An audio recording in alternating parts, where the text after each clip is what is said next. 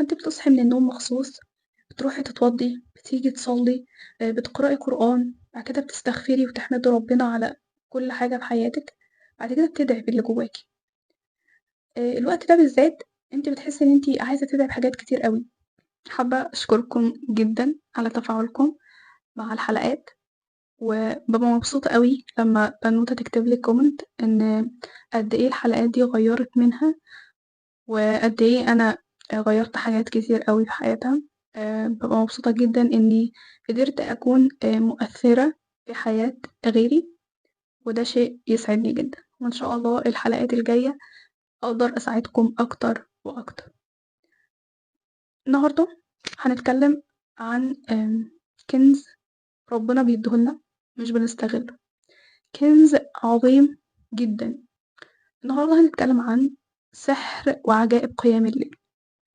قيام الليل ده أنا باحسه وقت من الجنة، الوقت اللي هو الثلث الأخير من الليل باحسه وقت كده من الجنة، بيكون فيه راحة واطمئنان وسكينة كده مش طبيعية، تحسي بهدوء كده في قلبِك رهيب. أنا باسمي الوقت ده وقت راحة القلب، بيكون قلبِك كده مطمئن وفي راحة وفي هدوء، وعقلِك بيبقى كده صافي. فقيام الليل سحر، قيام الليل وقت من الجنة، ولازم نتعلم إزاي نستغله صح، إزاي نستغل الوقت ده صح. ربنا يعتبر بيدينا كده هدية إحنا مش بنستغلها، المفروض نتعلم إزاي نستغل وقت قيام الليل ده لصالحنا، لإن الوقت ده عجيب بشكل، واستجابة الدعاء في الوقت ده حاجة خرافية تحفة عن تجربة. والوقت اللي بتقيمي فيه الليل، اليوم اللي بتقيمي فيه الليل وبعد كده بتصحي الصبح تكمّلي حياتِك وتنزلي وتخلّصي مشاويرِك، بتحسّي إن ربنا بارك لِك في اليوم بشكل مش طبيعي، تحسّي إن ربنا كده بيسخّر لِك العباد، واليوم بيعدّي كده بهدوء وراحة وسرعة غريبة، عكس الوقت اللي بانزل فيه وأنا مش قايمة الليل، باحس بتُقل كده في القلب، باحس إن اليوم ماشي بصعوبة، باحس إن في حاجة كده غلط في اليوم. ف قيام الليل ليها عجائب كتير جدًا، قيام الليل معجزاتها كتير جدًا عن تجربة. آمم، فإحنا محتاجين نستغل الوقت ده. قيام الليل وقتها وقت من الجنة، يعني أنتِ بتقومي كده من النوم مخصوص، طبعًا إحنا بنبقى نكون ضابطين نومنا، فأنتِ بتصحي من النوم مخصوص، بتروحي تتوضّي، بتيجي تصلّي، بتقرأي قرآن، بعد كده بتستغفري وتحمدي ربنا على كل حاجة في حياتِك، بعد كده بتدعي باللي جواكِ.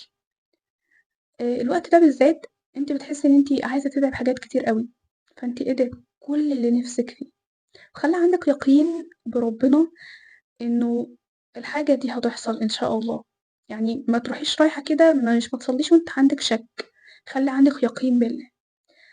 كمان في حاجة، في أشخاص بتفكّر إن اللي بيقيم الليل ده شخص ما بيغلطش، شخص اللي هو ماشي كده ما بيغلطش، شيخ، بيسمّوه شيخ أو شيخة، ليه أنا مش فاهمة. بس كلنا بنغلط، كلنا بشر، يعني إحنا بشر وطبيعي نغلط، ومش معنى إن أنا ملتزمة بقيام الليل أو باقيم الليل اللي هو خلاص أنا حياتي متقفّلة ومُخّي مقفّل وأنا خط كده مستقيم، يا جماعة كلنا بنغلط وإحنا بشر، ولازم نحاول إن إحنا نلتزم بقيام الليل، يعني أنا من أشد المقصّرين أكيد، فباحاول وباجاهد نَفْسي، ولازم نجاهد نَفْسنا بكل الطُرق.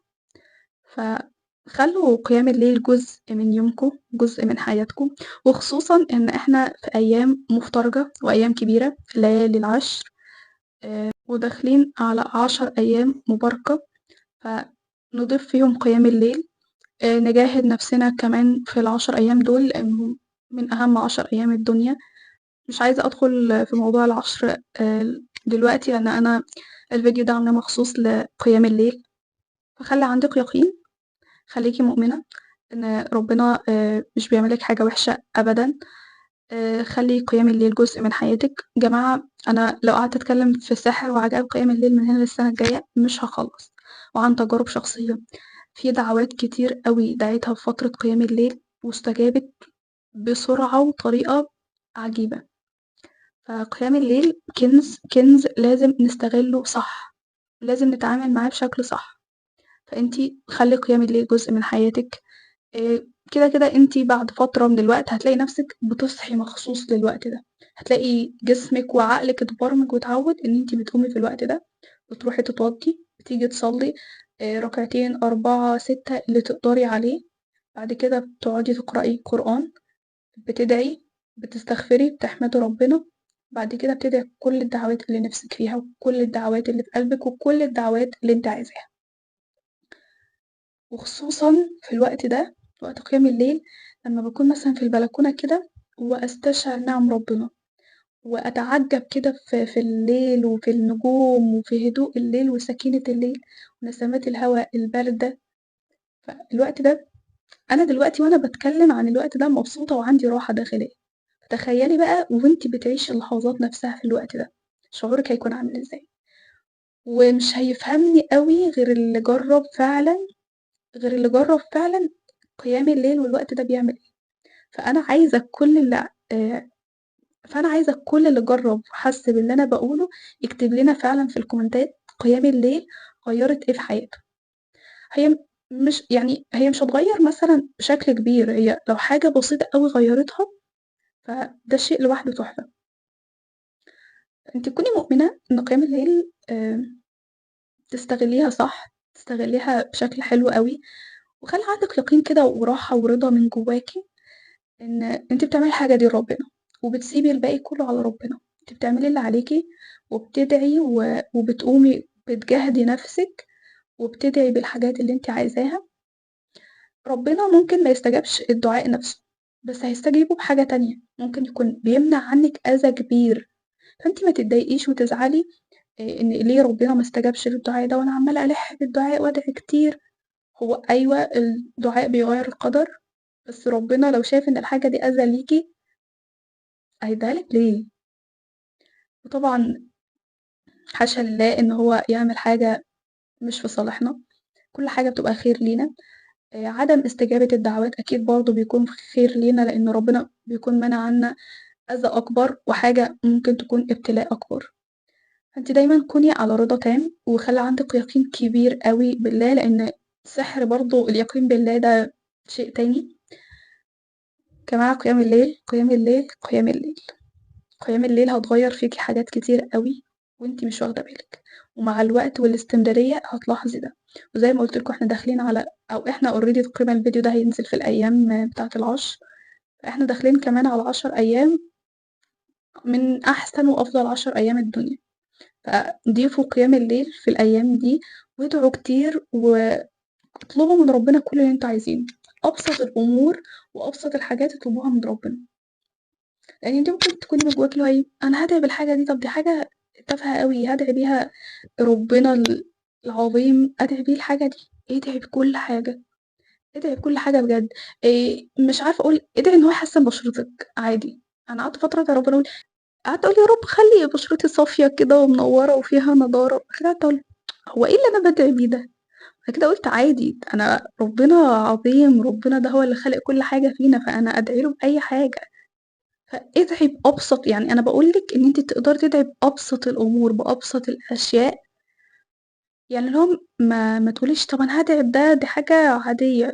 لأ ادعي بكل اللي أنتِ عايزاه، كل اللي جواكِ، أبسط وأتفه الأمور ادعي بيها عادي. خلّي عندِك يقين زي ما قُلت لِك إن كل حاجة أنتِ بتدعي بيها ربنا بيتقبلها عادي. لإن إحنا بنبقى برضه خايفين اللي هو إيه، إحنا هنتكلم مع ربنا إزاي بالطريقة دي؟ فأنتِ ادعي واتكلمي براحتك. ووقت قيام الليل ده بالذات بيبقى فيه الكلام طالع كده من القلب، طالع من جواكِ. وخصوصًا الفترة دي أنتِ بيبقى في دماغِك أسئلة وحاجات كتير متلخبطة جواكِ، خلّيها كلّها في وقت قيام الليل ده. يا جماعة قيام الليل ده سحر وكنز لازم نستغله صح. زي ما قُلت لكم الفترة الجاية إحنا في أيام كبيرة وأيام عظيمة، فنستغل كمان الوقت ده. ادعي بكل اللي أنتِ عايزاه، ادعي ربنا يرزقِك بالصحاب الصالحة ويرزقِك بالحياة الهادية ويرزقِك راحة البال، وادعي بكل شيء.